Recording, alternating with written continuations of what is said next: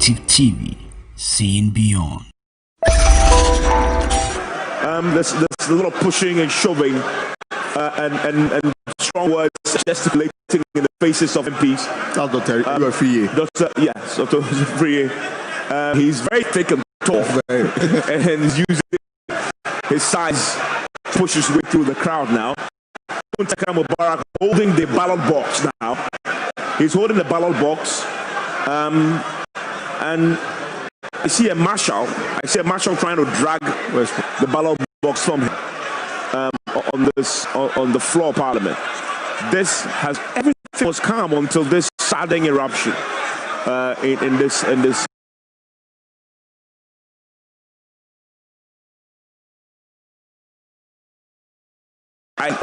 If you're just joining us on radio, join 8.7 FM. Professor Michael Quay or Alban Babing. The process had been laid out. Everything was set. Just a few minutes ago, there is an eruption in total chaos now.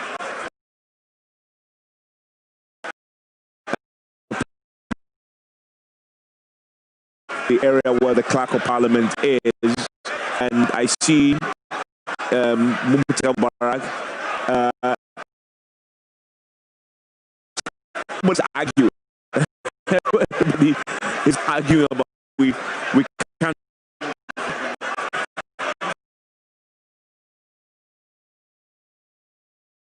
Hours ago, an unfortunate incident in the process leading to the declaration. A live feed from the Chamber of Parliament. The Parliament is addressing the chamber now. Out of which leaders some consultation.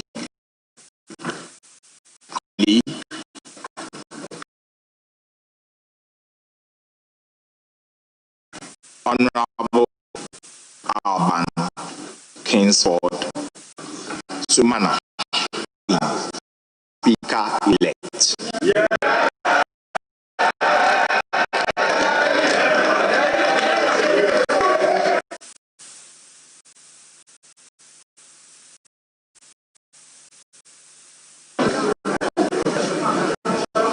May I now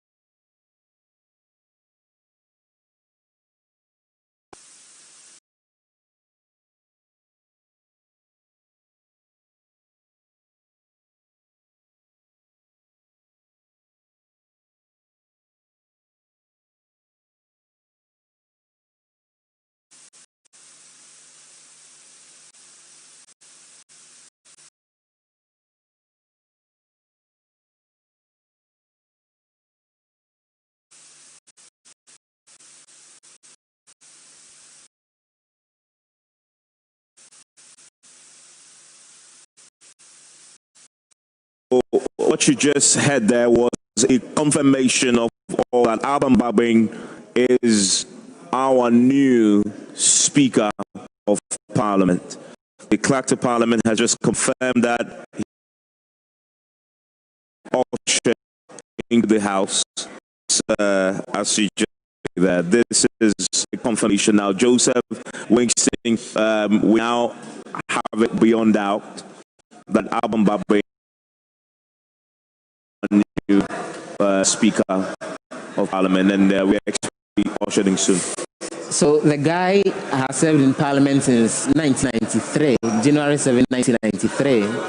Eventually, when he did, he wanted to contest the race in Nagdoli Kalio again, as far as the NPP primaries is concerned.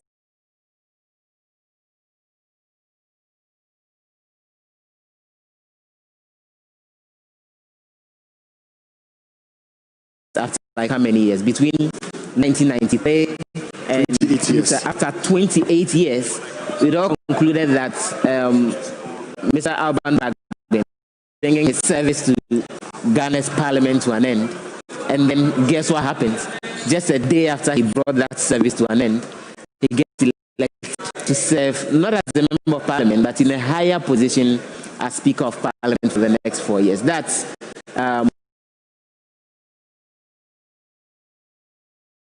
if you put it in that context, I think in Ghana's history, as far as the Fourth Republican Constitution is concerned, no one, no individual, no Ghanaian had been better prepared for the job of a Speaker of Parliament better than Alban Bagbin. There are people who came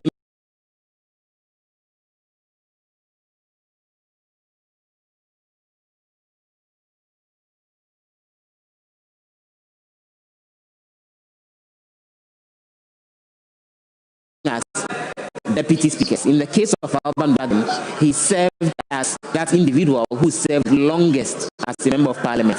And that, or better still, additionally, he served as majority leader, he served as minority leader, he served as a second deputy speaker, and now he's about to serve as speaker. So he served right from the position of leadership on both sides, either with his party having the majority or his party having the minority. He served at the level of speakership as second deputy, and now there is so much we will expect from him, because to whom much is given, much is expected.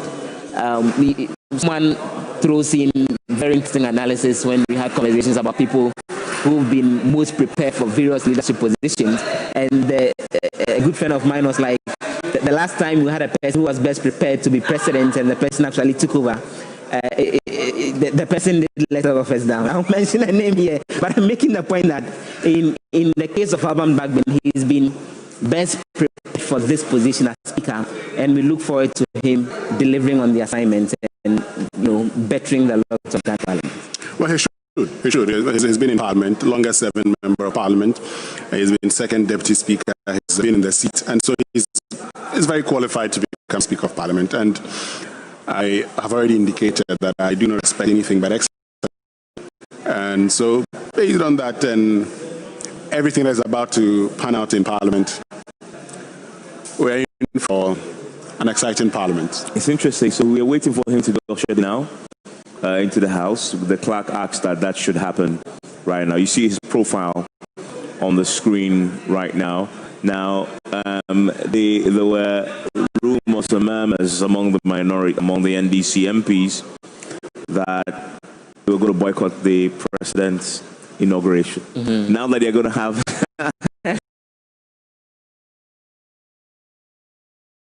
go ahead and boycott it, I doubt very much. In fact, they have planned an event for this afternoon to mourn the death. Okay. Yes, to mourn the death of those who were killed during the elections. It's an event that's scheduled for, I think, a mosque in Abosokai, and something being planned by the NDC, we are told, and the indication was that all the minority MPs will be there on that day, as in today, this morning, getting into the afternoon. We wait to see how those dynamics will change now that Alban Bagbin. Oh, it will change.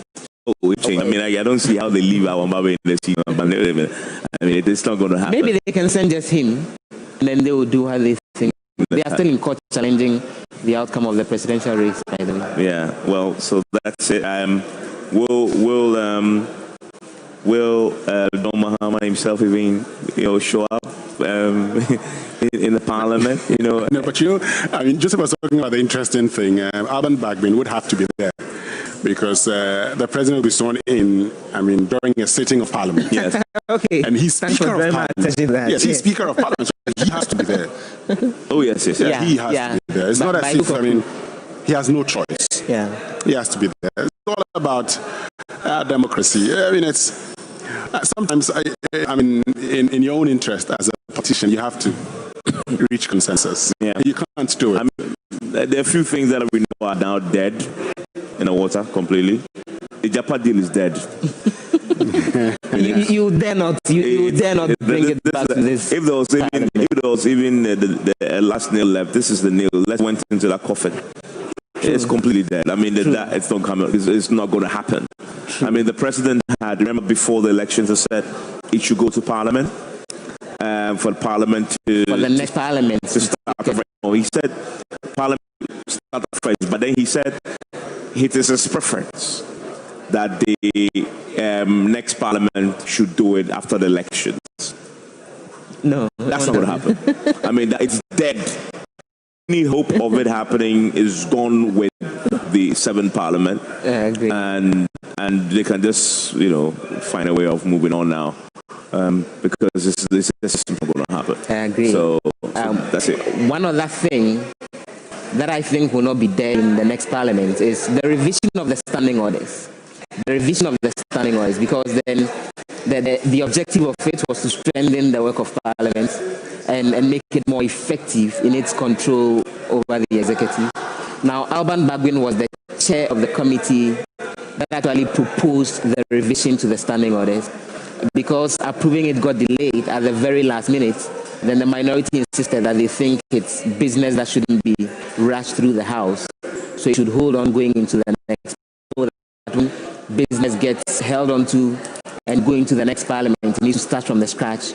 Because in this case, a new committee has to be established with members from the 8th parliament to look at it and then come back to the House with a proposal. So then the House would usually want to exhaust business that they're working on rather than waiting for it to spill over into the next parliament. But what we can be clear our minds on is that this time around, okay. Well, Joseph, let's hear the clerk. While waiting for the speaker-elect to be conducted into the chamber, I now respectfully invite His Lordship Justice Enin Yeboah, the Chief Justice of the Republic, to proceed to the days and to assist to administer the oath of allegiance and the Speaker's oath.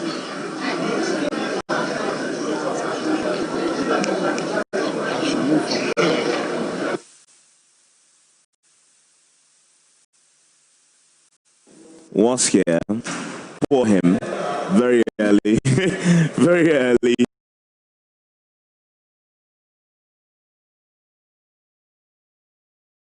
The speaker would have been elected and would have sworn him in and come back to continue his sleep if that's what he wants to do. Only for him to get here, sits in the House just like everybody else or around it for. And he was wasted in his motorcade. Well, all clear now. He's back to perform his constitutionally mandated duty of swearing in the Speaker of Parliament. Like everybody else, he's had a tough time. I'm sure he's never seen anything like this in his life. I doubt. And none of us have, really. I mean, nobody ever say that they've witnessed anything like this before. I wonder what is running through his head as he goes through the process of swearing. And one going through Bagwin's own head. Oh yes, as we speak. I wonder if. Well, I mean, to be fair, NDC knew and they were very insistent that they were going to win this. I was going to say, I wonder if he even knew that he was going to. But NDC knew. But see, that's one thing about positions that you get into that on a regular day, you don't exactly campaign or that kind of thing. For a president is always clearing his mind on what his agenda will be when he takes over. Yeah. I've been just walked in now been ushered in, and he's about to take.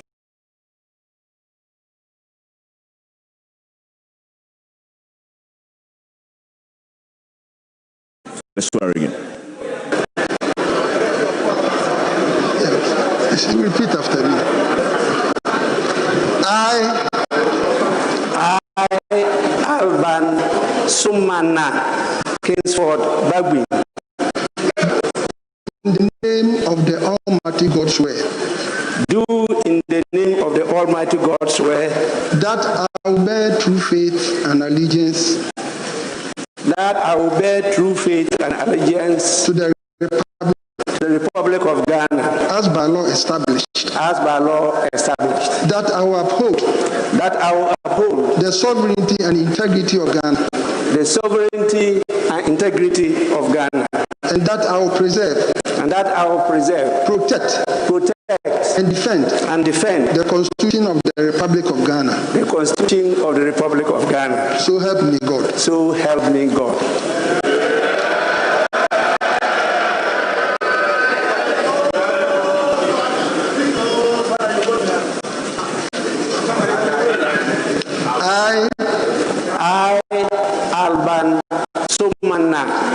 henceforth Bagbin, do in the name of the Almighty God swear. Do in the name of the Almighty God swear that I will bear true faith.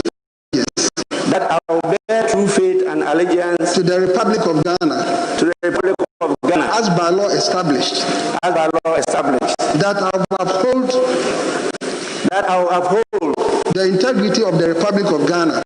The integrity of the Republic of Ghana. That I will faithfully. That I will faithfully. Conscientiously. As Speaker of Parliament. And that I will uphold. And that I will uphold. Preserve. Protect. And defend. The Constitution of the Republic of Ghana. The Constitution of the Republic of Ghana. And that I will do right. To all manner of persons. In accordance with the Constitution of Ghana. In accordance with the Constitution of Ghana. And the laws and conventions. Of Parliament. Without fear. Or favor. Affection. Or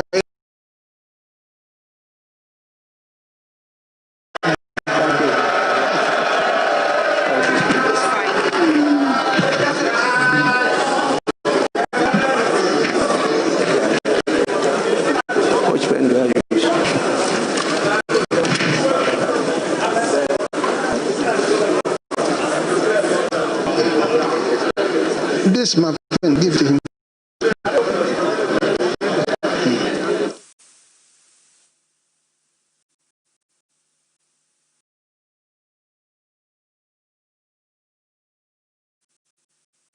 Alban Babing has now been sworn in.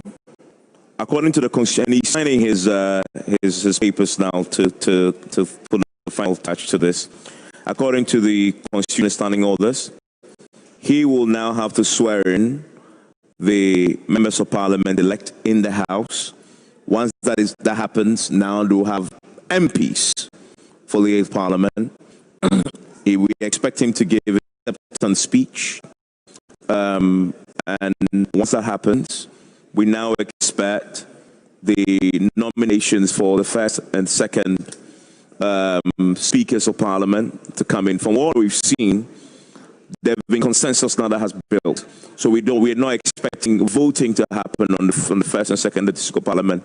The names to come forward, there will be no other suggestions, and it will be carried as the first and deputy. We expect that the first Speaker of Parliament will be Joe Sosu. The second will be Andrew Shama, the former MP, the independent candidate in the House. And so we expect this all this wrapped up. Joseph. And so what will happen next is that he will be adorned with the Speaker's robe. You know, there is that attire that the Speakers usually wear. The officials from the office of the clerk will bring that out and help him wear that. After which will then be ushered to the Speaker's seat for him to take over as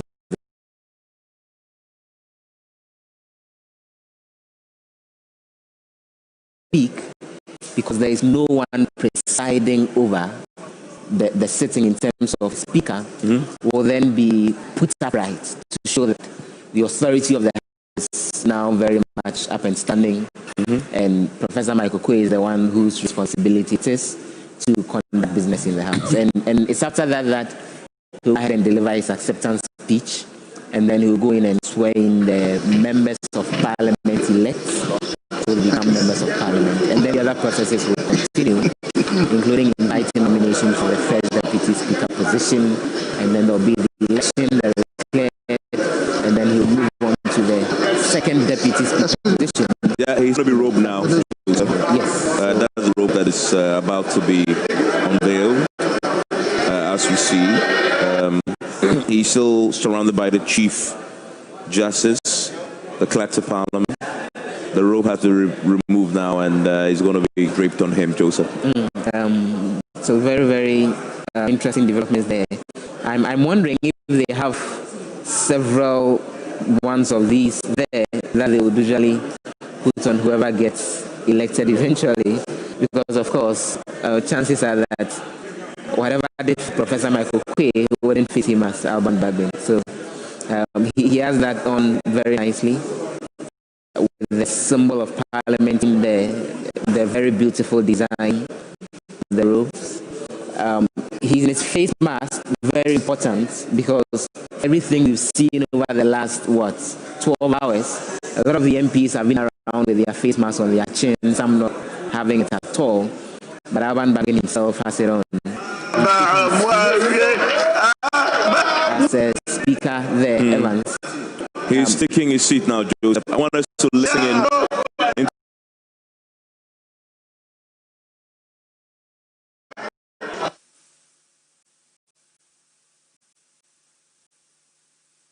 From his first duty as Speaker of Parliament. He's now formally Speaker of the 8th Parliament. Let's go back to the chamber now and listen in to what is about to unfold.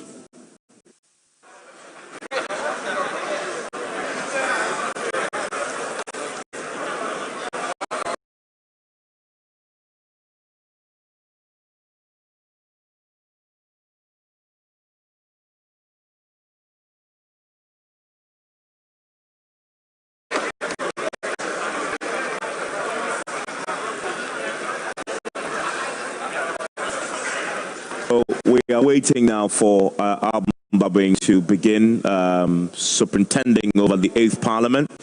We expect that he would lead the swearing in of the members of Parliament.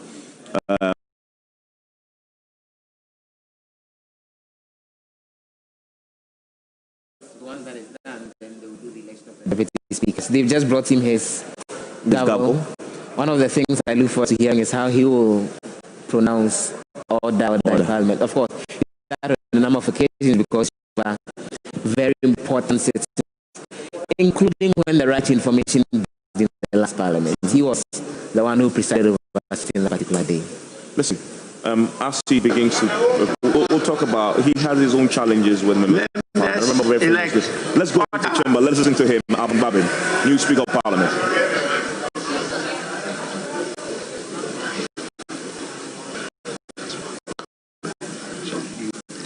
This one.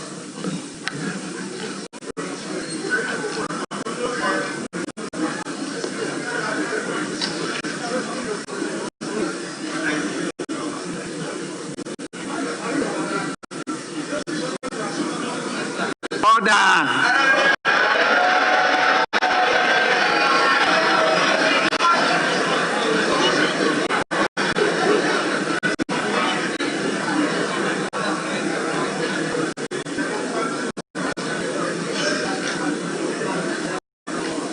I will now want to read my acceptance speech. Your Lordship, the Chief Justice,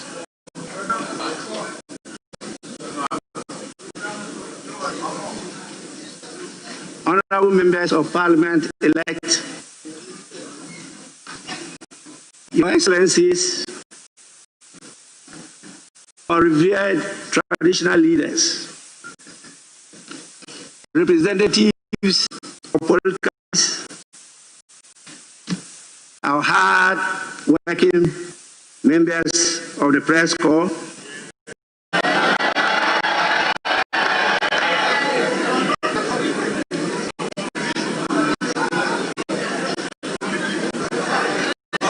distinguished invitees,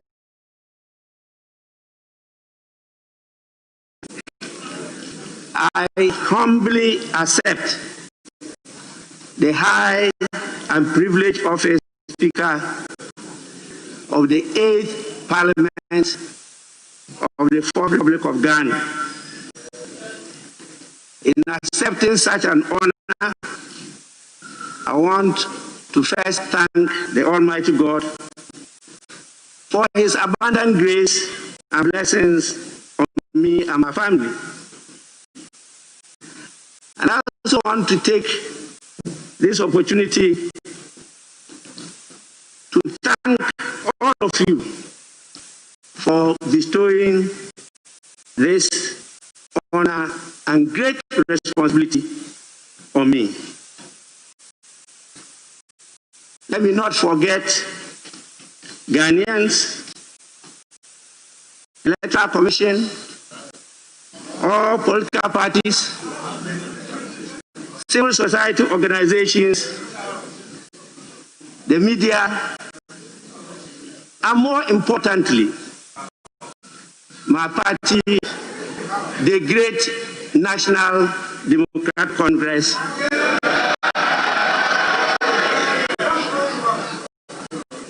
for proposing to be elected to be the Speaker of the 8th Parliament of the 4th Republic of Ghana. Members-elect, I must say, I'm so happy and grateful to all of you. And when I mean all of you, who even voted against me, except only those who tried conjoining what is not food.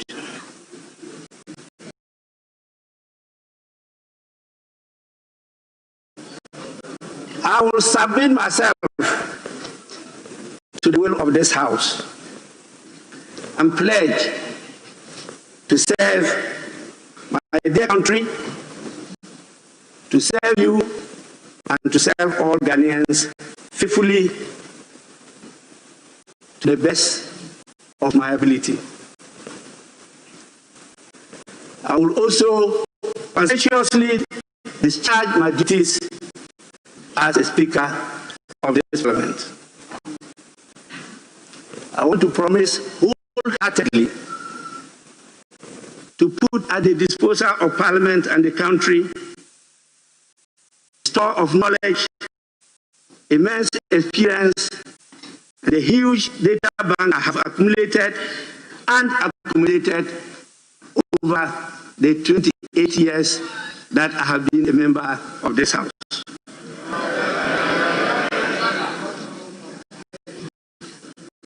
As the standing orders of Parliament directs,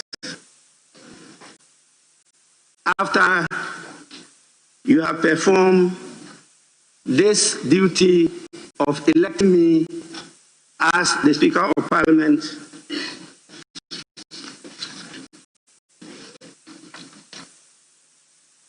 I will have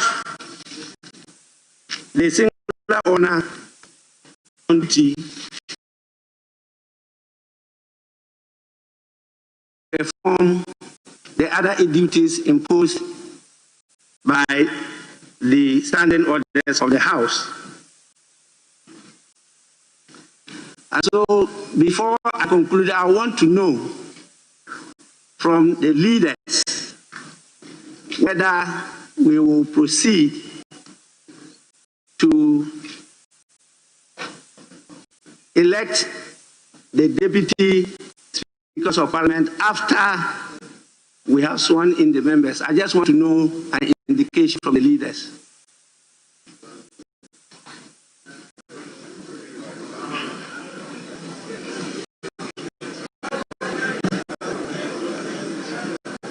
Mr. Speaker,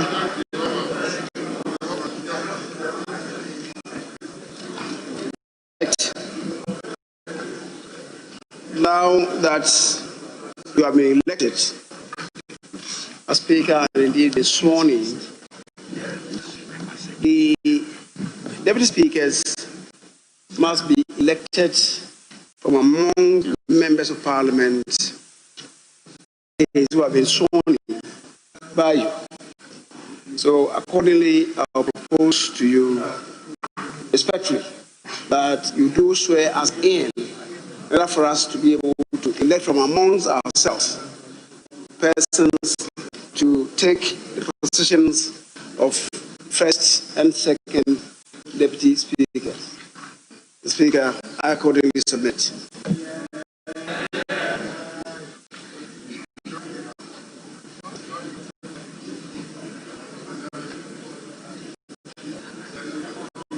Mr. Speaker, I beg to move. Mr. Speaker, we have consulted at the level of leadership and we concur. And after we have taken our oath of office, we would submit to you the two candidates for first and second deputy speaker. I so concur with the leader. Yes, honorable members, I'm fully aware of the procedure, but sometimes due to constraints of time, we sometimes skip the election of the deputies and do it another day. That is why I want the indication from the leaders of the House. But as your leaders have clearly stated, the intention of the House is to do that today. And so I now have the honor and singular duty to proceed to have the members of Parliament elect sworn. In accordance with the practice of the House, you will take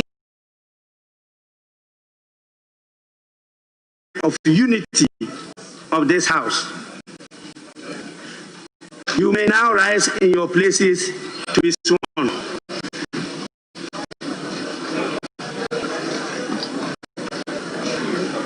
You will take the oath of allegiance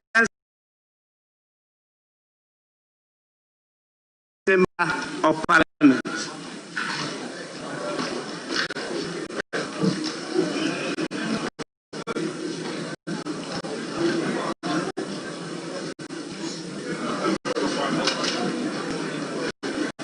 The oath of allegiance first.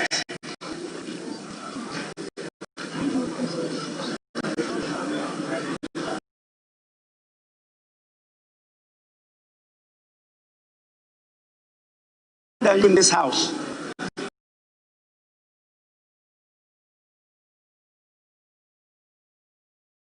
The practice is to take the oath of allegiance first. We have the Holy Bible, the Holy Quran, and if you are like me, our revered cross. You are at liberty to say according to your faith. And after that, say after being as I did before His Lordship, the Chief Justice. I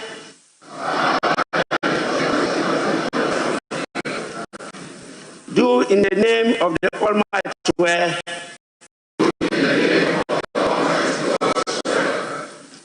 that I will bear true faith and allegiance to the Republic of Ghana as by law established. That I will uphold the sovereignty of Ghana, and that I will preserve, protect, and defend the Constitution of the Republic of Ghana. So help me God. So help me God. Now, members, we now proceed to take the oath of member of Parliament. I, having been elected a member of Parliament, do in the name of the Almighty God swear that I bear true faith and allegiance to the Republic of Ghana as by law established. That I will uphold, preserve, protect, protect and defend the Constitution of Ghana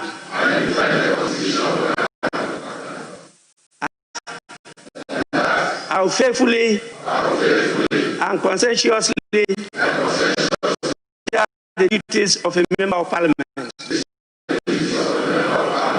So help me.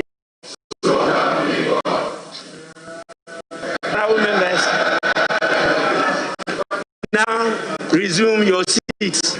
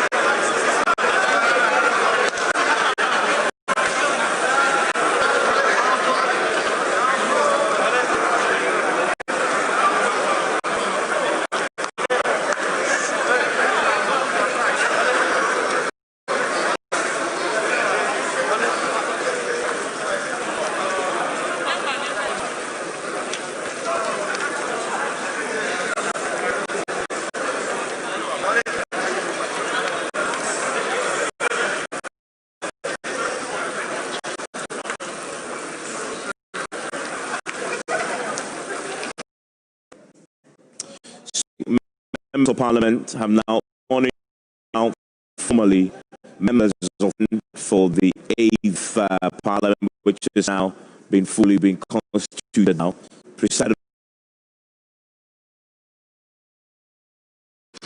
and see to sign the 2 oaths that you've just taken and submit same to the table office today.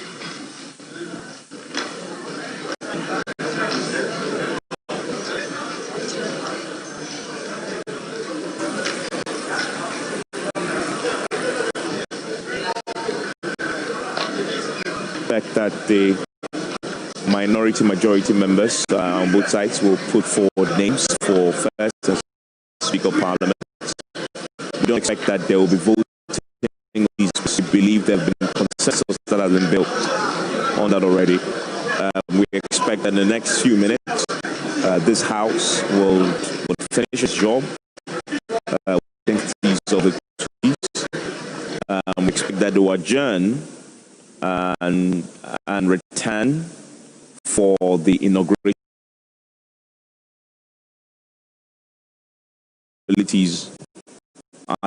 which primarily is the second Deputy Speaker of Parliament. Listening back to the chamber.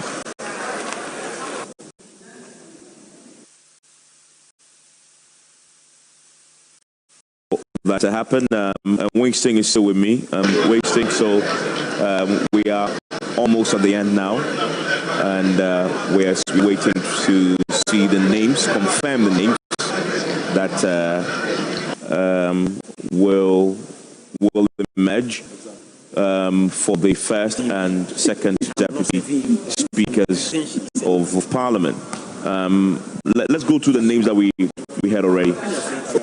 That Jose Usu, member of Parliament for Pekwai, would be the first deputy speaker, and surprisingly, you'd have the independent member for Foreman. And I say surprisingly also because, in many of the instances, you've had, even when it has to come from different political parties, they've come from different parts of the country. Mm-hmm.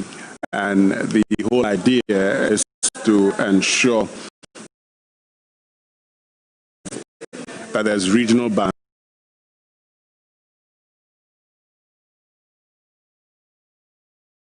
The moment Alban Gbin won, the first thing I said was Dominic Ayine was not going to be as the second deputy speaker, because then he and Bagbin from Upper West, he from Upper East, you're thinking, okay, you go out to another place. But the first and second up from the Ashanti region. Let's see, who knows, anything could change, but from what I gather, it's not going to change. It's going to be Joe Sewusu and... Honorable members, let me take this opportunity not just to welcome you to the Parliament of the Republic of Ghana, House of all Ghanaians, but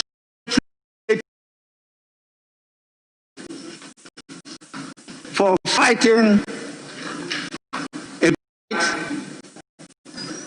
and getting the message and getting the of the electorate to represent them in this house. You are all congratulated. Having been along that path for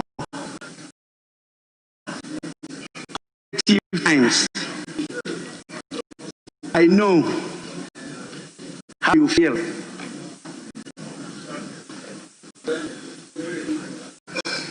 Because you all know the saying, knows it better. Of the stress, in spite of the pressures, in spite of the competitive election, nevertheless, you all sail through. And you are here. Take an opportunity, not now, a word of advice, particularly to those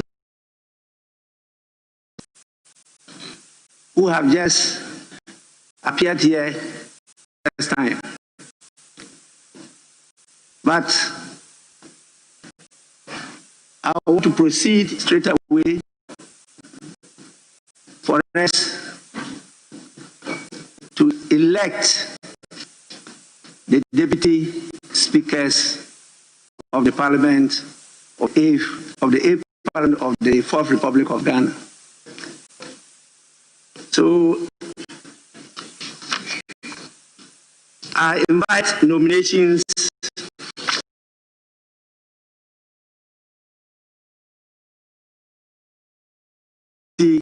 Speaker.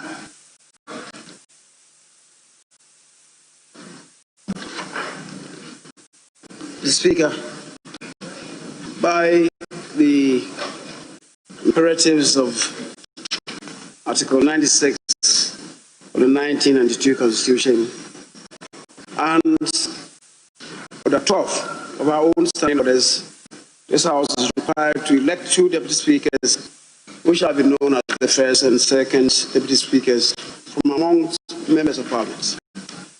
Accordingly, Mr. Speaker, the Honourable Joseph Osei-Usu, Member of Parliament for Bekwai, as the first deputy speaker. Consequently, the Honourable Speaker do take the chair of this House as the first deputy speaker. Speaker, the Honourable Joseph Osei-Usu was born on 22nd January 1962 at Bekwai in the Ashanti region. Speaker, I do believe that members of this House, those continuing, do know him, but those joining us may not know him. And it is the reason why, for the purposes of the record, it is right to say one about him.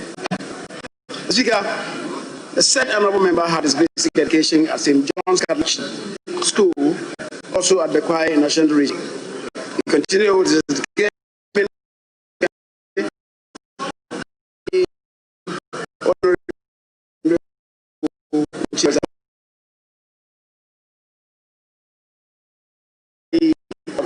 combined degree in class 6 in 1987.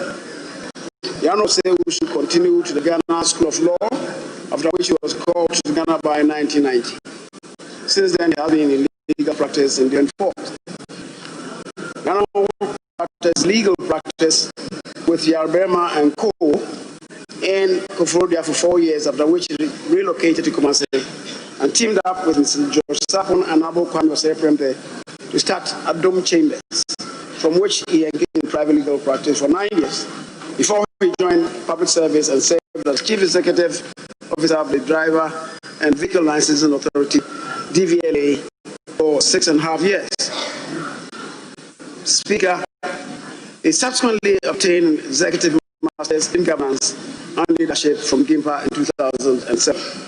Prior to joining DVLA, Ewusu had held other leadership positions as the secretary to the Ghana Bar Association, Ashanti Region, elected assembly member, the Choir Ashanti Region, Ghana School of President of Commonwealth. Yes. 6.5 years in contested entered 2009 as an independent.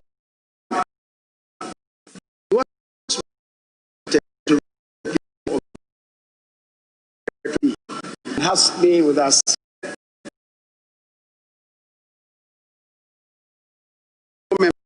members on a number of committees.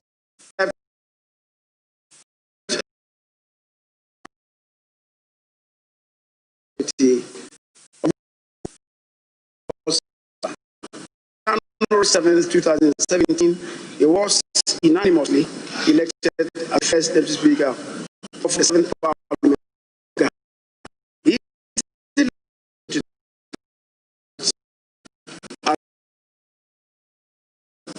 And indeed, the chairman of the committee, which officially ended with 10 parliaments having been prorogued yesterday. Also, the committee and a member of the transport among us. This is that I propose to the House the first Deputy Speaker. I so move, Speaker. Honorable members, any seconder? Speaker, I that the Honorable Osewusu Joseph be the first Deputy Speaker of the 8th Parliament. And in doing so, Mr. as Chairman of the Committee of the Appointments Committee, he discharges duties with diligence.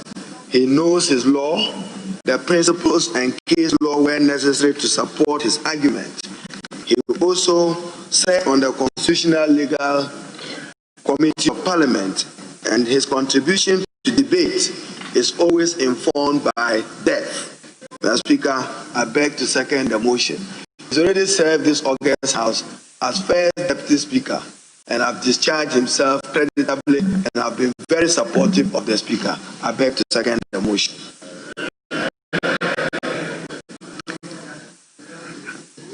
The Honorable Member for Swami, Honorable Oseche Nansabu, may now table his letter of consent.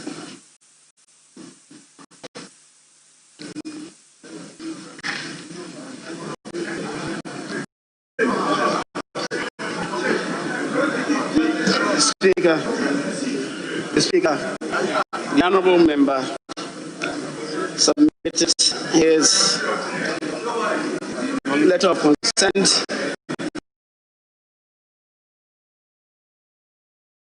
that received. Looks like it's been make a spirited effort to retrieve it and submit it to you. Now I want to pray you to consider and indeed deem it as having been tabled in this House. The Speaker, I shall submit. Honorable Member,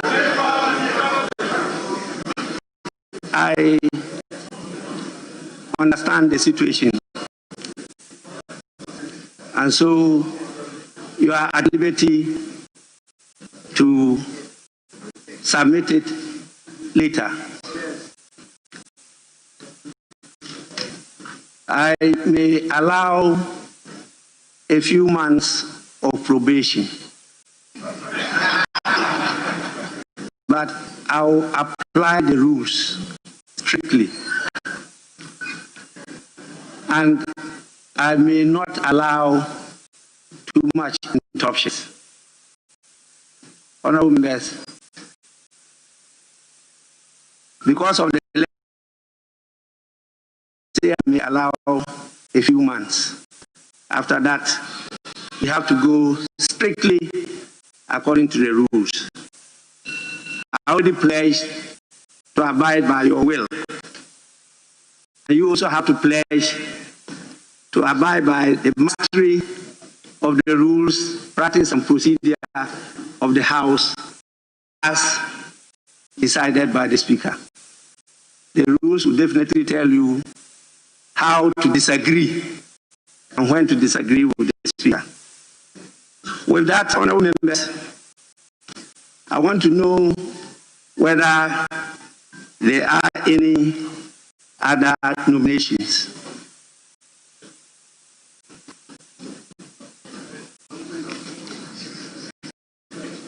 Honorable members, there being no other nomination, I hereby declare the Honorable, my own, say without any fear of contradictory that he was my former colleague.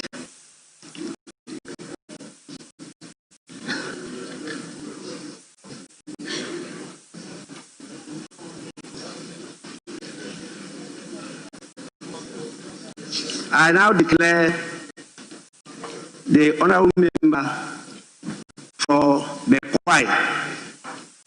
Bekwai constituency duly elected as the first Deputy Speaker of this House.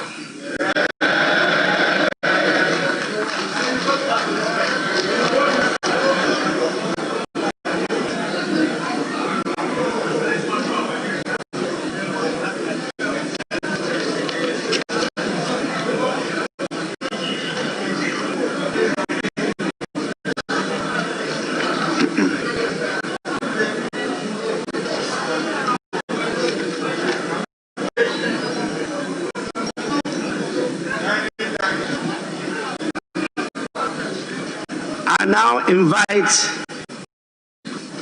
nominations for the election of the second Deputy Speaker. Yes, honorable member for Asawase.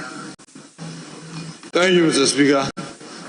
The Speaker, in line with Article 96 of our Constitution and Standing Order 12.2,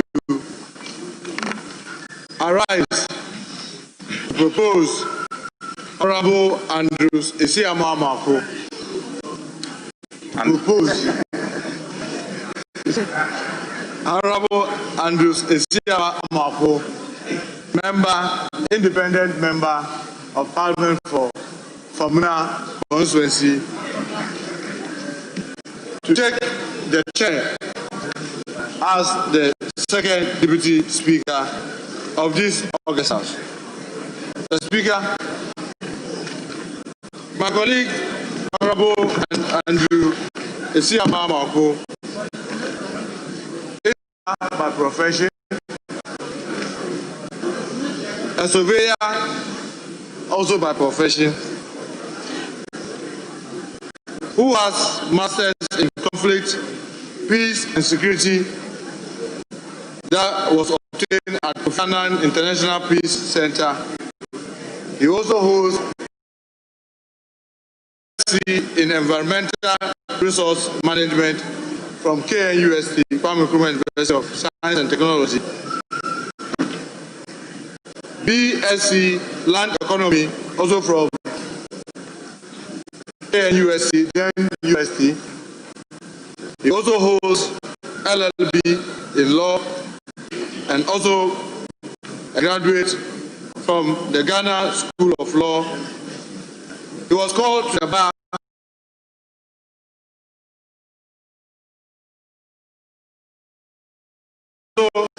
A member of the Ghana Institute of Surveyors.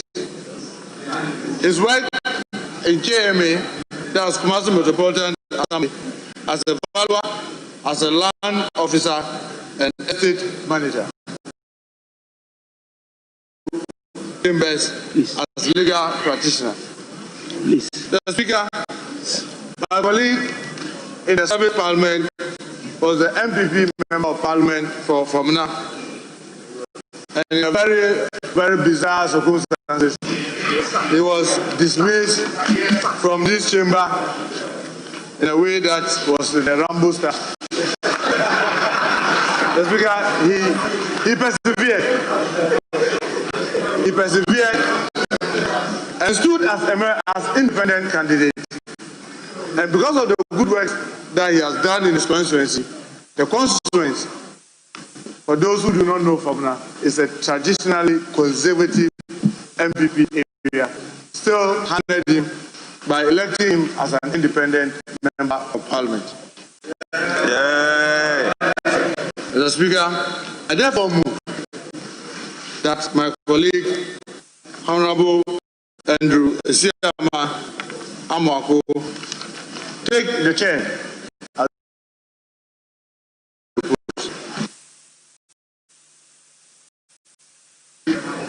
Honorable members, any seconder?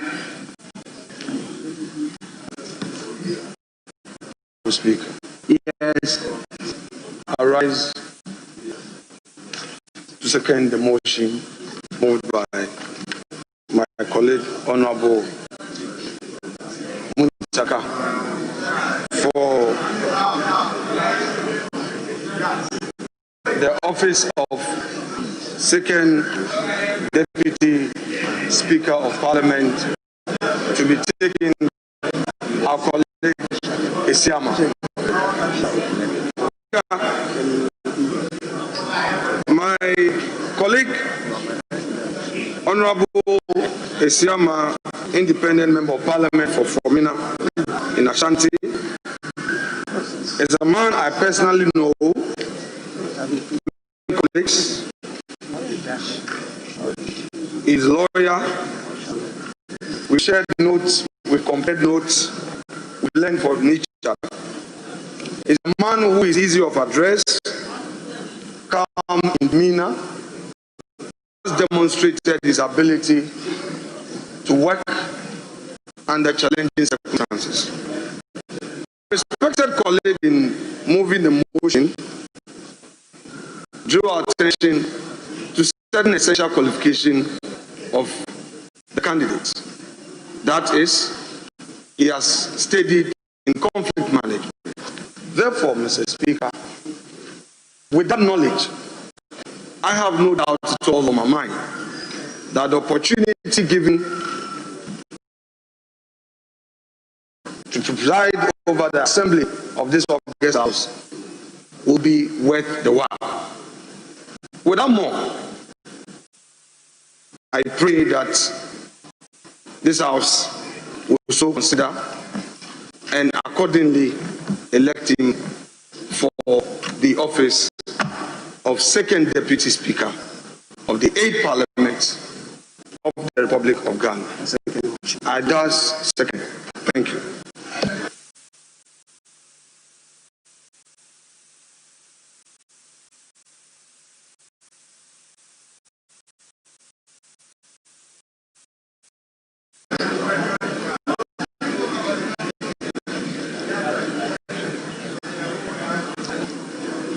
The honorable member for Aswase,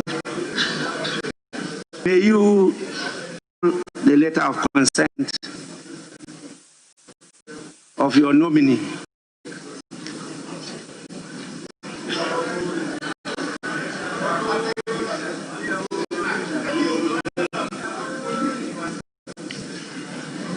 Honorable members, are there any other nominations for the position of the second Deputy Speaker of this House?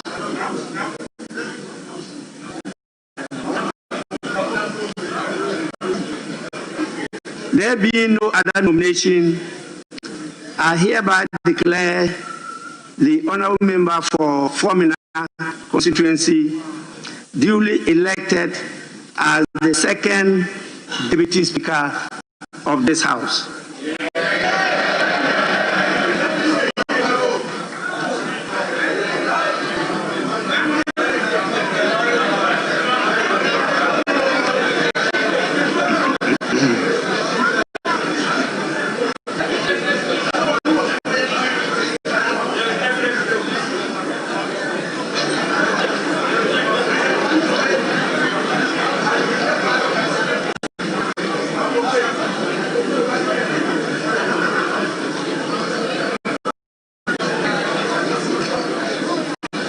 Honorable members,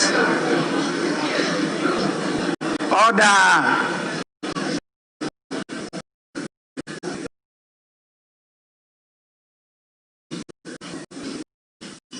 Honorable members, the honorable member for Bekwai, Honorable Joseph Ose Owusu, popularly known and referred to as Joe Wise,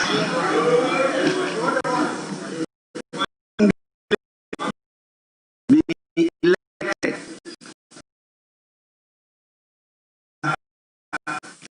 the 8th of the Republic of Ghana.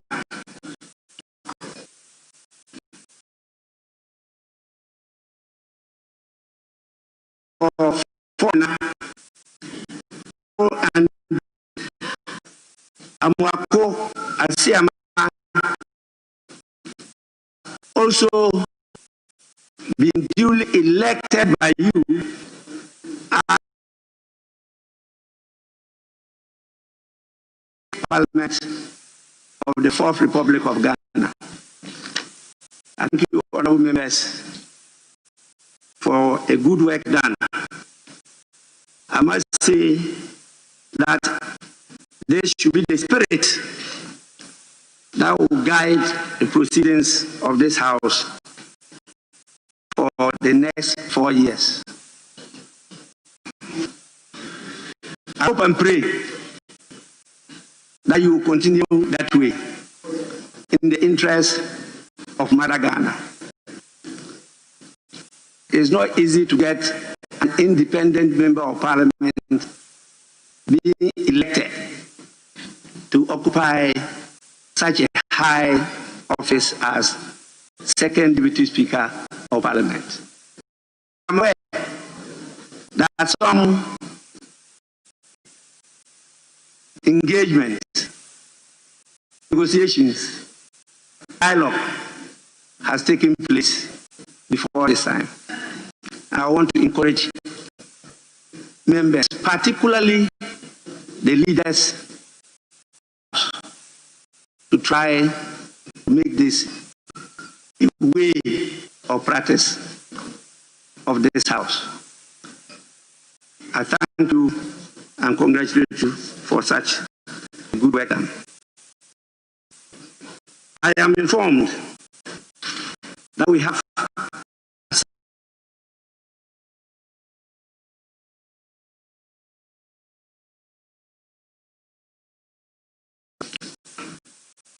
was initially built to take place at 11 in the forenoon. Due to the rather busy nature of the work of this House, it has had to be shifted forward to 12 noon.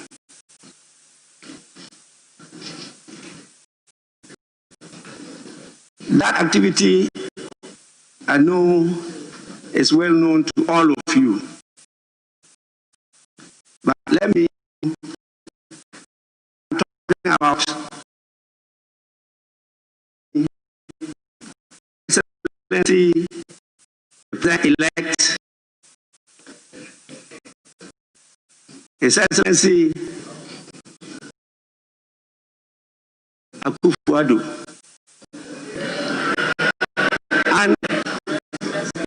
His Excellency, the Vice President-elect,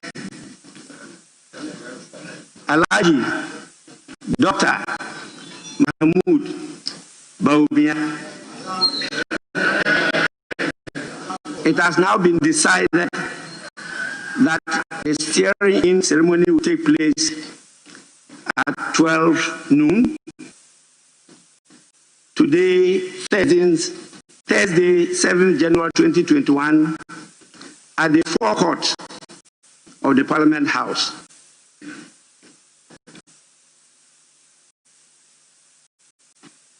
I want to ask leaders whether there's any indication before I proceed to suspend proceedings of the House. And as I indicated, we later reconvene at 12 noon to perform this all-important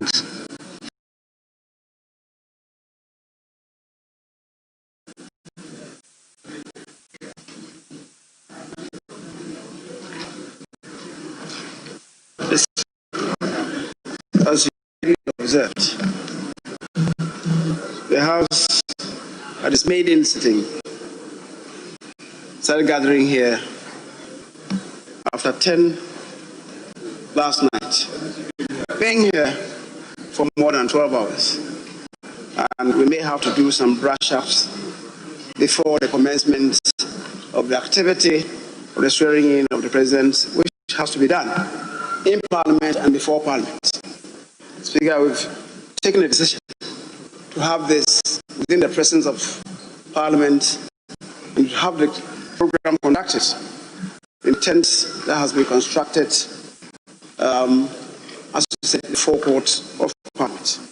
But it requires of us to take a suspension of the sitting and to relocate the sitting of the House to the place that, accordingly, Speaker, I may want to move that this House takes a suspension of this sitting to relocate to the tent to have the President sworn in Parliament and before Parliament. Speaker, I so move.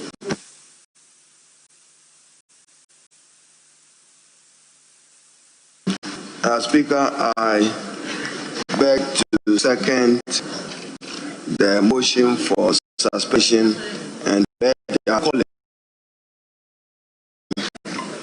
that Parliament now is properly constituted, and therefore the first step in managing our transition process and in getting President-elect Nana Addo Dankwa, Vice President-elect Dr. Mahmoud Bawumia sworn before Parliament. I do agree with the leader that we allow for some break. We had to undergo this necessary to avoid a political interregnum in Ghana and for the country to have its leadership. I beg to support the leader for a momentary suspension.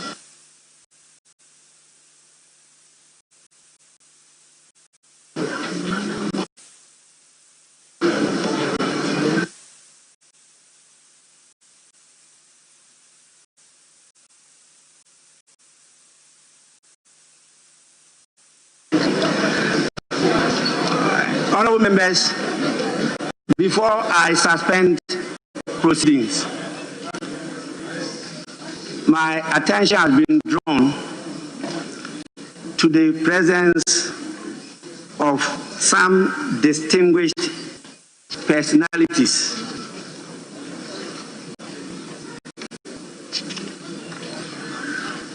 even though I don't see them at the distinguished sitting area, I told that they are seated at the public gallery.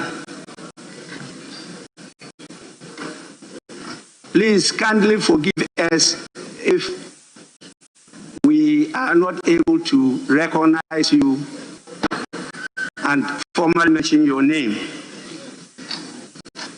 I have only been given two names in the persons of General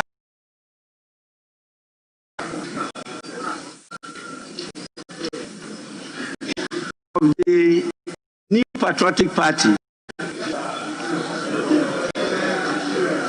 Mr. John Boadu, and the General Secretary of the National Democratic Congress,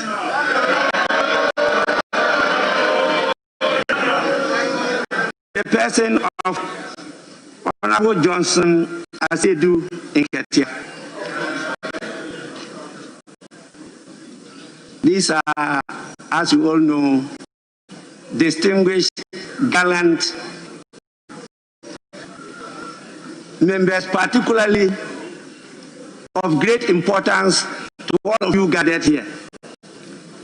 So on behalf of Parliament and on my own behalf, we welcome and acknowledge your kind visit.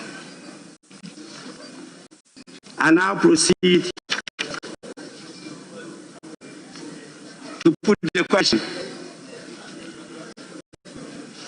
And the question is that this House suspend the proceedings and reconvene at 12 noon to continue with the rest of the business of the House.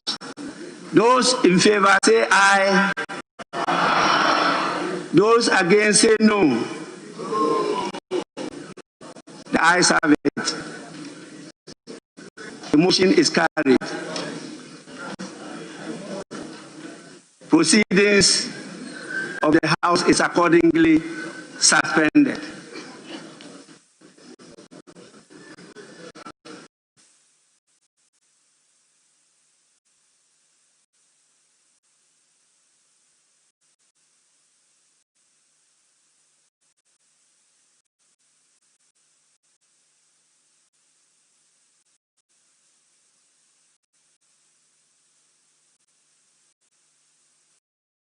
And that is the conclusion of this marathon evening into the morning. We started off calling it decision night. It became decision morning. And of course, what a decision for this great country of ours. For the first in history as a country, we have a Speaker of Parliament who is not from the governing party. Alban Babing is a new Speaker, and we have two Deputy Speakers of Parliament, one from the governing party, the MPP, and the Mrs. Siama, who of course used to be the end in the camp of the MPP. This is a fascinating outcome. I'll give a minute each to Winston first. Winston, give me your final comments on this long evening and morning. Well, it's been a very long one, about more than 12 hours. The good thing is that finally there's been a conclusion, and I think that Ghana becomes the winner. Joseph? The coming days would tell whether or not we'll have the parliament that we believe would help our democracy thrive, one that would help us retrogress. Joseph? Historic, dramatic, landmark, all these words will apply when we look back on history and how this day has actually panned out. We are all excited, obviously, that we've been part of this history that has just unfolded. The thing that has caught my attention in the last few minutes, the very calm demeanor of the NDC. You know, they've let go their first in the second deputy position. When it comes to finishing business on the floor, usually the leader of the majority side and the leader of government business then proposes, and then the minority leader seconds. We saw that unfold even right now with the majority leader, with Tiemens adjournment for suspension, and then the minority leader seconding, giving him that respect. It looks like after the NDC got the speaker position, they are ready to let sort of other things go, and we see how that will pan out in terms of them cooperating and getting business done in the House over the next 4 years. Well, it's now been done and dusted. Make of what you will, but I know it's going to be one of those things that we'll talk about for the rest of our lives, that we lived to see a day like this in our democracy. My name is Evan Smith, and of course I've been here with Wink Samoa, Elton Brobe, and Joseph Apokugakpo, of course doing this with a whole crew that have stood on their feet since 10 p.m., 12 hours straight, not sleeping a wink, just so we bring you everything that we did so you don't miss. Listen, we're not done yet. Up next is the inauguration. FR Pau, my colleague, Kojo Yang Singh, and Akakpo are taking over right now, and they are going to be walking you through the inauguration of our next president, Nana Akufo-Addo. Stay with us here on your election headquarters.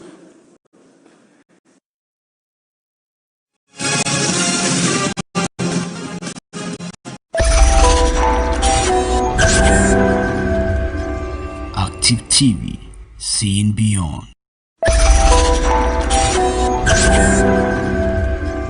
Active TV, seeing beyond.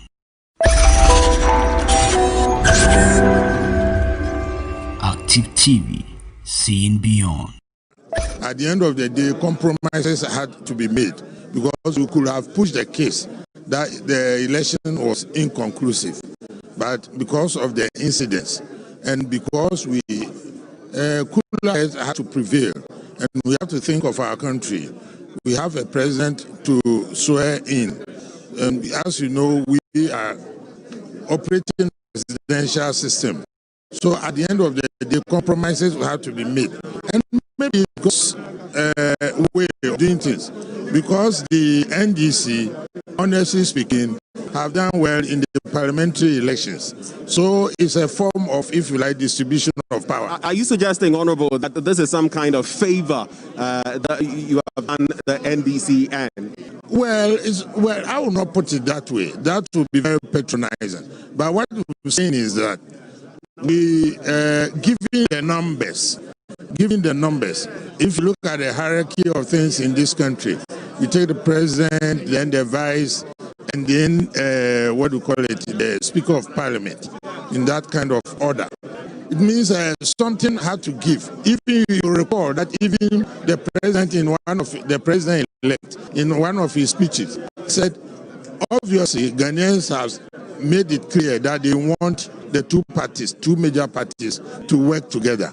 So that is exactly what has happened. It's God's way of, bringing us together and contriving things. And I'm particularly happy too about what has happened to the independent candidate. We know all the drama that happened to it. There's this man proposes, God disposes. So in this case, that is what has happened. I would say that man proposes, God decomposes. Thank you very much, Honourable, for engaging us. Let's now move on to Member of Parliament for Ofuaso Ayrebi, and who has also served as a Minister of Information, Kojo Ponkma. Thank you very much for agreeing to speak to us. Now, what is your immediate reaction to some of the scenes we've seen to members of Parliament on the floor, scaffolds, and all that? You notice the 7th Parliament and maybe capacity in the 8th Parliament. It goes without saying, some embarrassing moments early this morning, which should ordinarily had not taken place. But I think in the end, consensus has been built. You would notice how, even when it came to the nomination of the first and second deputy speakers, leadership set the bar fresh, and the speaker is admonishing a lot more consensus building and lesson learning from this. I think it's in that spirit that we have to move forward and hopefully rebuild on the cracks that have been engineered in the last 6 hours or so. Okay, so I'll come back to you briefly on the cracks, but let me also acknowledge that we also have Kasielato Force here. Honourable, thank you very much for joining us. Thank you. And I'll be coming to you shortly. Now, talking about some of those cracks that you've seen, when His Excellency the President-elect was actually accepting his election by the people of Ghana, he said that there was going to be, he expected that you would work together in Parliament. So far, the bickering, the rancor, I mean, today you came close to blows. What are some of the cracks and how are you going to deal with them? Like I told you, and this unfolded live on national television. everybody saw it. There were embarrassing moments. Conduct unbecoming of members of parliament across both sides of the house. There are people kicking ballot boxes, in protest at what they thought wasn't going right. There are people snatching ballot papers. I'm not going to defend any of it. I'm not sure to defend any of it. In the end, we all must quickly come to the realization that we have a democracy to rebuild. And these cracks that have shown up are things that we have to quickly. How do such disagreements even get better resolved in the future so that we don't have this kind of spectacle? But how do we continue with the consensus building, which has started now, to ensure that we're able to deliver the kind of governance that the people of Ghana want? What do your standing orders say about some of the behavior? Because under normal circumstances, if someone were to snatch a ballot box, if some of those things were to happen, and some of those people took the oath right there, what does it say? All of that is water under the bridge now. I think we have a task ahead of us, which is to rebuild these cracks, which is to ensure that we focus on what the people of Ghana want to focus on, deliver value for them. I think that's where we should push our energy. So these members of parliament, so to speak, will go unpunished. Is that what you're saying? I'm not the speaker. I'm sure leadership and the speakership will have a view on that. But for me, the most thing right now is that we have observed conduct we should not have observed. Opportunity for us to learn and to build from it and move forward and deliver what the people of Ghana want. Let us focus on that. Let me come to this beat. Now, I'll pose the same questions to you. Very embarrassing spectacles that we witnessed, never before seen in the Fourth Republic. Your immediate reaction? I think it goes without saying and admitting that indeed what happened today. If you could speak up for us, please. It goes without saying that what happened today is indeed very embarrassing. It's not good. It doesn't augur well for our democracy. But for me, in the end, I think democracy has succeeded. What has happened today is a victory for democracy. I think what has happened in the sense that for the first time in our history, we have indeed elected a Speaker of Parliament from the opposite side. You have someone who will be the President and the Vice President pending the petition, and also have Speaker of Parliament from another political party. That in itself, for me, is something that we have about. It is victory for our democracy. In spite of the rancor, seeing the military coming in, for me, is the lowest of all what I've seen in my 12 years, or almost about my 13th year job I've just started in Parliament. I have never come across a situation where military with weapons, including bombs and whatever it takes to enter our chamber. That in itself, for me, is the worst of all what I've seen. For me, that is worse than what Honorable Carlos Ahinkra did. That is worse. Because I take it like an attempt to democracy.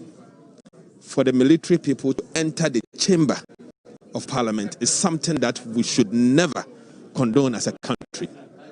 And so the government of the day, leadership of parliament, to take steps. And I believe that people of Ghana deserves an apology. Of parliament deserves an apology from whoever sanctioned the military to come to the chamber. Because, look, some have likened that situation to a coup d'etat. Is that what you would liken it to? I mean, no doubt about that. It is indeed an attempted coup d'etat. Anything at all can happen. What we saw in there with the military coming in, for me, it's a dangerous thing, a bad precedent, and if care is not taken, if we don't it and stop it going forward, it will be very bad news for this country. Honorable, let's wrap up on the point. Now, the NDC appeared very confident going into this selection of a speaker that you would actually get the nod for your Alban Sumana Bagbin. Based on what exactly were you so confident? We believe that the candidate that we presented, the Honorable Sumana Bagbin, has a track record. Remember, he's the oldest member of parliament, served in this house 7 continuous terms, 28 years in a row, made friends. Not just friends, but family. So let's cut to the chase. You didn't have the majority in parliament. So why were you so convinced to do this? You see, we 137 And we believe that he's that kind of person whose personality cut across the two divides, because this has been his home in the last 28 years. And certainly, he may have had family, friends that have transformed into family members. And certainly, with the kind of experience and competence he has, everyone else, if you're objective and think about the democracy of this country and put Ghana first, you will consider Honorable Bagbin as a very formidable person who can help improve our democracy. I'm not surprised to see what it is. In fact, I'm even disappointed because I was expecting more votes than what we saw today. Very final bit. I just want a yes or no answer. So is the NDP cooperate, have a bipartisan relationship with the NDP in Parliament? There's no option about that. Thank you. There's no option about that. That must happen in the interest of this country. Kasila Tuforsen, thank you very much for engaging us. Now, one of the Jinapo brothers is here with me, two of them on different sides of Parliament, and I'm going to be engaging the Member of Parliament for Damongo. Honorable, thank you very much for joining us. Thank you, sir. And, so, listeners. Right, like I'm doing with everybody, I want to find out, the August House of Parliament, you're expected to be decent, decorous, and all of that. What do you think about the scenes that greet us this morning in Parliament? Well, I think, first of all, this is the day in Parliament as a member, and what transpired today from midnight to this morning is absolutely unacceptable. I think that it's a dark day in Ghanaian democratic journey. It's a big shame and most unfortunate. I mean, it got to a point where some of us had to even intervene to try and separate people from getting into near fisticuffs, and so it's unfortunate. It's unfortunate. It's unfortunate that it happened like that. But I think we've ended on a great note. We've ended on a very good note, and so I believe that all of us can take some pride and consolation in how proceedings have ended in Parliament this morning. Okay, so right before I move on to Honorable Mutala, who's a Member of Parliament for Tamale Central. Honorable, thank you very much for joining us. Thank you. Great. So I'd like to find out from you, the standing orders. There's been a lot of talk about your standing orders. In fact, I think some 3-4 years ago, we had, your leader, Seche Mensah-Bonsu, talking about some of them and how they affect the work of Parliament. So I want to find out from you, with the scenes we've seen today in Parliament, is it something we should look at when it comes to moving forward? Well, I think what we saw today is not welcoming, is not one to be desired. But when you look at it also,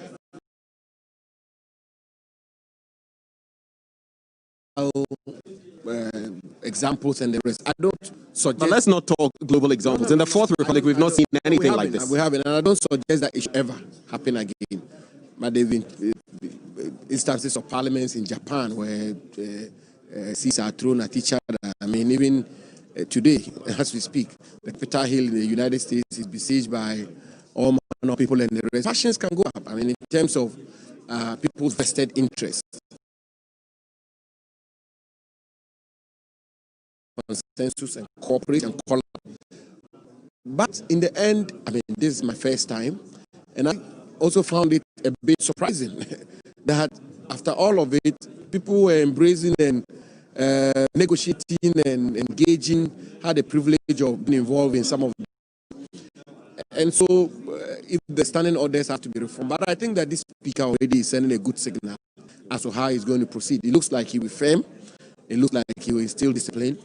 And we all have to support him and cooperate with him so that at the end of the day, we can bring a lot more decency. Right. But I think in all, Ghana is one, Ghanaian democracy has won. We elected a speaker, we elected a first deputy speaker, and deputy speaker. We're going to swear in our president. And so Ghanaian democracy seems to be resilient. Honorable, all the passions. Stay with me because I would like to touch on that very bit you mentioned about the speakers. But let me come now to the Member of Parliament for Tamale Central. Honorable, thank you very much for joining us. Thanks for the opportunity. Your initial reaction to what has happened in Parliament today? Well, I think that, like my uncle said, he's supposed to be my uncle, even though he's not living by his responsibilities. I think what happened today was exceptional. It was exceptional because I have been in this Parliament before. I was in the Sieve Parliament. Never in the history of this country, whether the first or the second or the third or the fourth republic, have we had armed military men deployed into the chamber. That was a dangerous spectre. That was completely unacceptable. Do we know who exactly, made that deployment? Minister for Defense. I know that for a fact. You know that for a fact? And I told him, when he was making I told him that was not necessary. I told him that it doesn't matter the differences. And my brother had indicated, we argue. Sometimes in Parliament, I have experienced instances where the argument would reach its crescendo. But to that extent, it was not necessary. We had police men here. In fact, the marshals were there.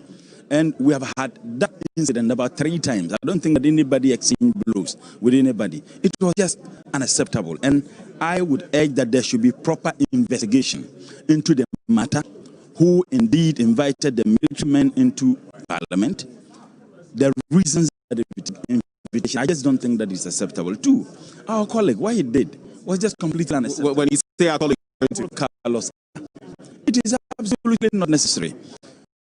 We are supposed to be the house in the laws, and we are supposed to be examples for many people. This thing, TV, GTV, Joy TV, all of you are on DSTV. The entire global community, they were watching. And I believe that because of the interest and the enthusiasm that it came with, people actually watch.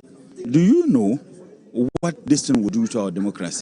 We have touted ourselves as a country that should be an example for many countries in Africa. For us to engage in this is just unacceptable. Whatever the cases, I don't think that it is time we start talking about the challenges that we got ourselves into. I still insist that there should be proper investigation to ascertain what happened. I would expect the NPP as a political party to sanction Carlos.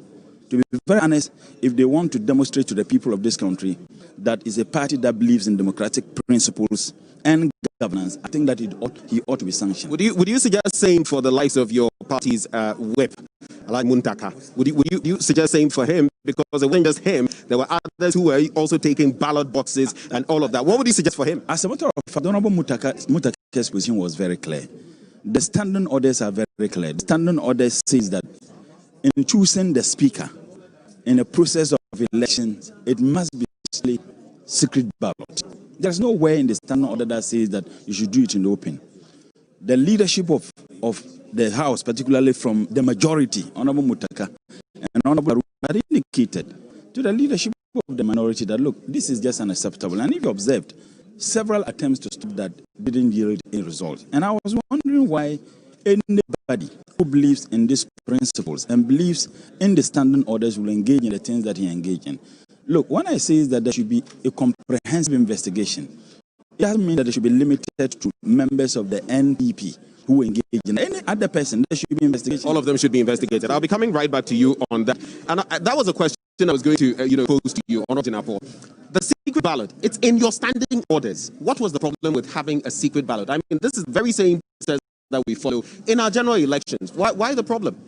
Well, I don't think there should have been any problem to the need for a secret ballot. And I did have a secret ballot. But that was not what the NPP was pushing for. We did have a secret ballot. But that was not what you were pushing for. The question is why? I was not privy. I didn't observe any situation of NPP insisting that there shouldn't be a secret ballot. I think there was a secret ballot.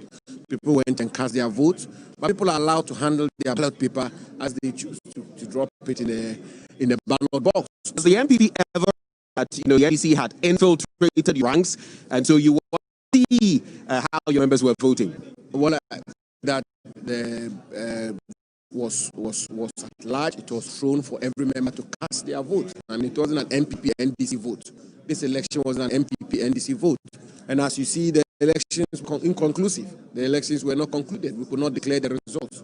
We just had to, in the interest of the country, in the interest of national interest, to come together to build, to engage and agree on a consensual arrangement. What happened? I want you to clarify this for me, because your members keep saying you had to come to some agreement. I don't feel you'll be coming to such an agreement if the person you had nominated, Professor Michael Quay, had won. Would you say any such consensus? That is not all you put into account. That's not all you take into account. The totality of the circumstances. We have to swear the president in. We are the government. We have to swear the vice president in. We cannot afford vacuum. We cannot afford any opportunity to destabilize this country.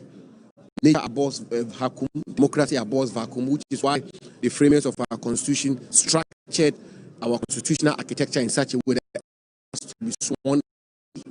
We cannot have a day or two without a president of Ghana. So you put all of those into account. It is not because we lost. It is not because somebody won, because the elections were inconclusive. The results were not declared. What was the votes of Honorable Babi? What was the votes of Professor Michael Kwe? The clerk did declare so. He just said, out of engagement and negotiation, both sides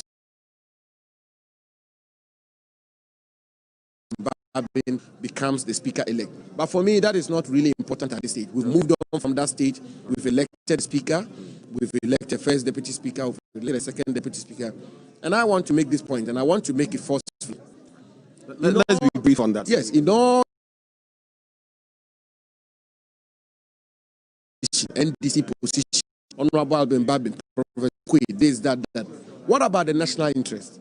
What about the Ghanaian people? What about the interests of the Ghanaian people? Where do they situate in all of this discussion back and forth? And I think the Ghanaian people gave us a clear mandate, a clear instruction in this house. That is exactly what we should do in the 8th Parliament of the 4th Republic. Very brief one to wrap up. Now, you have the first and deputy speakerships, but some have said that is a masterstroke on the part of the because when there are crucial issues to be decided, and if they want the matter to hang, all they have to do is get the Speaker of Parliament to be absent, and then one of your members will have to step in, and that member can't vote. How do you deal with that? Well, what I also need to say to you is that Right Honorable Speaker Alban Babin is somebody the Ghanaian people know very well. I mean, I know with him quite extensively. I've engaged him both at a personal level and official level. We've all watched his career. I want you to note this. I don't think he's a man who come and do the bidding of one political party. Personally, I believe that he's not the kind of man who will come and do the bidding of one political party. I believe he will live to the tenets and dictates of the oath he's taking today, which is that he will be fair to both sides of the house. And he will not be party to any arrangement or any contraction which will say that he should travel so that a first deputy speaker will take over so a vote will be lost on the side of the MPP. I'm not sure he's the man who will do that.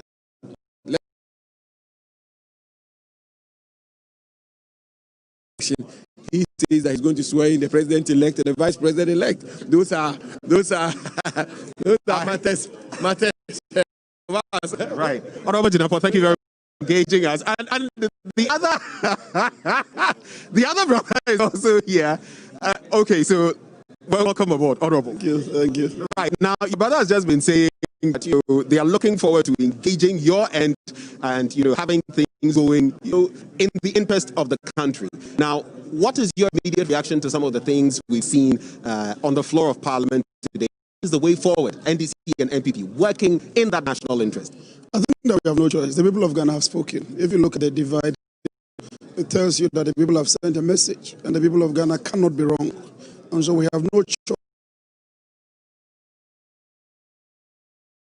Elaborate more, we should consider so that even before we come to the House, we would have built consensus. Don't forget that in Parliament, normally, a majority of the work we do is through consensus. Very few of what we do generates that kind of rancor and what we call noise. And so it's welcoming that the other side has seen the need for us to engage. I think that we should reciprocate. Let's work together. Let's develop this country. There are so many opportunities that if we work together, we can open up opportunities for the youth of this country, for the mass of the country, improve their living conditions. So I think that is a good call. Let's all embrace it. All of you, the media, civil society, let us all begin to build bridges so that we can develop this country together. Unity first. After all, I've spoken. And once they've spoken, we have no choice than to listen to the voice of the people. Right. A quick one I want to run by you. Now, the Asin, North Member of Parliament actually ended up voting, despite that in January. The way forward for the NDC on that, because if he's played, I mean, that could land him in quite some hot waters. I think it's a legal issue. Let us leave it to the laws. I'm sure that they are competent enough to handle such a matter. Our job is to legislate.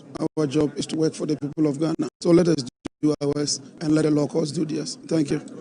Well, big thanks to the brothers who are from different sides of Parliament. But let me come back to the Member of Parliament for Tamale Central, Honorable Murtala. So, moving forward, what do you feel ought to be done about the military invasion in Parliament, the scenes we've seen in Parliament, and maybe that last issue I left us all with, the Asin North situation? Well, I indicated that there should be a thorough investigation into the matter, but let me make this very clear because of what my brother and uncle Abu Jinapo said. It must be stated that there was a winner in the elections. 275 members voted. The ballot papers were sorted. There was one rejected ballot paper, which was, 12 ballot paper, which was rejected. The ballot papers were then given to agents of two candidates. So the ballot papers that were for Honorable Bagwin, were given to Honorable Muntaka. That of Professor Michael Kwe was given to Honorable Anodampre. So we knew that these were valid ballot papers, cast with these two people. When they counted that of Honorable Michael Kwe, remember he was number one. He got 136. So it is obvious. The other ballot papers left, indeed, were ballot papers that were not in dispute, that actually voted for Honorable Bagwin. So it is not true for Honorable Abu Jinapo to say that there wasn't a leader. There was a leader. As a matter of fact, the majority pleaded for the first deputy speaker. And if you observed, we allowed them to move the motion for the first deputy speaker. And the second deputy speaker was a motion moved by the majority. We indeed moved the motion. So if there is anybody who gave the second deputy speaker the opportunity to serve as a second deputy speaker, it was done by the majority. I hear there was some agreement. We saw the majority and minority leaders from the 7th Parliament, discussing on that. Because the reason why I want to say that there wasn't any agreement. No, there wasn't any winner. There was indeed voting, and we had a winner. But what is most important, like they all said, we need to work together. It doesn't matter the outcome of our court petition. Whatever the case is, we are virtually having a hung parliament. We have no doubt in mind that we have the majority. But that notwithstanding, it's a slim majority. We certainly would have to work together. I have worked in this parliament before, and I've served in very two important committees when I was a member of this house. Finance Committee, Environment. My understanding of what I experienced at the time, 90% of the work we were doing at the Finance Committee and Environment Committee was nothing but consensus building. In fact, we never voted. I believe that we voted about 2 times when I was a member in the Finance Committee. What it means is that we resolve our issues through consensus. So that is what the people of this country expect us to do. But what is more important, and I would want to state this, the people of this country actually spoke. And they spoke through members of Parliament. And what they spoke was very clear. They spoke of rejection of Mr. Nanado. Because even MPP members voted against his wish. His candidate in this speakership was Professor Makokwe. There's no doubt at all about that. President Mohammed's candidate in this speakership was Honorable Bagin. And since we got more than the number we have, it means that the MPP members of Parliament elect themselves feel that President or Mr. Nanado should not be the elected president. And for me, it should tell everybody is on court, and we have in mind that. But just a quick point to make there: the fact that MPP MPs may have voted, because they'll talk about a spoil ballot, but I'll leave it there. May have voted for Alban Bagwin does not suggest they think their president-elect is not president. The spoil ballot was for the NDC. Get this very clear. That spoil ballot, the person voted 1, cancelled it, and voted 2. Yet they insisted that they should be removed. It would have been 3 votes difference. The NDC position is very clear, and we have been consistent. Our position is that Mr. Nanado never won the elections. That will be determined by a court of competent jurisdiction. But what I'm simply saying is that it is not only the ordinary Ghanaian voter who spoke. The members of Parliament, from majority and minority, have spoken. And what they spoke is very clear. They spoke a language of complete rejection of Mr. Nanado. Now, he made reference to Honorable Bagbin attending it, and the statement he made thereof is true. Honorable Bagbin is the Speaker of Parliament today, so he ought to do the constitutional obligation. Doing that doesn't mean that his approval to the flawed election was declared by Jean Mensa. He is going to do that. That doesn't prevent us from pursuing the case that we are pursuing in the court. And we have no doubt in mind that at the end of the day, inshallah, what we are demanding and seeking from the Supreme Court is going to be honored. Because we are not going to the court asking for interpretations of the law. We are going to the Supreme Court with facts and figures. 1 + 1 can never be 10. Because in the world of Jean Mensa, 1 + 1 can be 5. But what we are going to the Supreme Court with, we are going to the Supreme Court with 1 + 1, which is certainly 2, and not be any number. And that's why we are very hopeful and confident. And I think what is important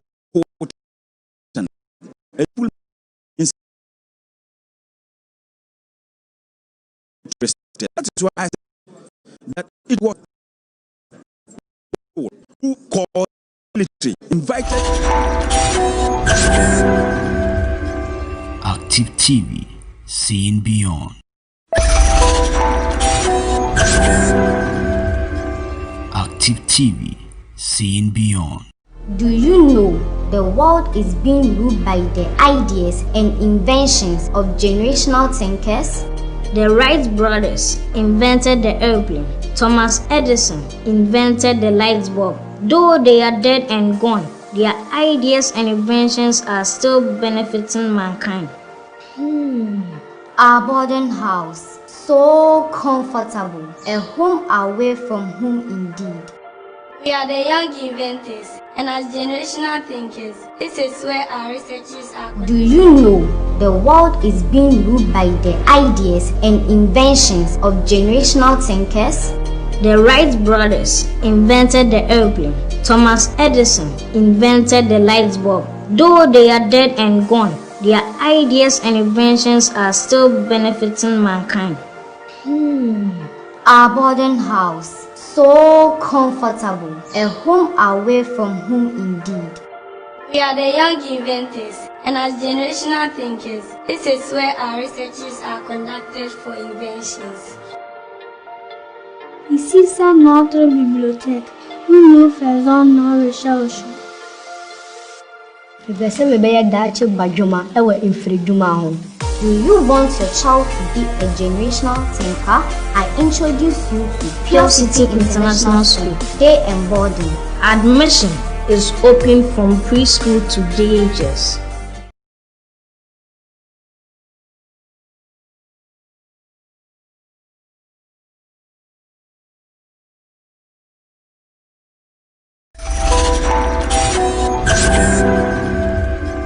Active TV, seeing beyond.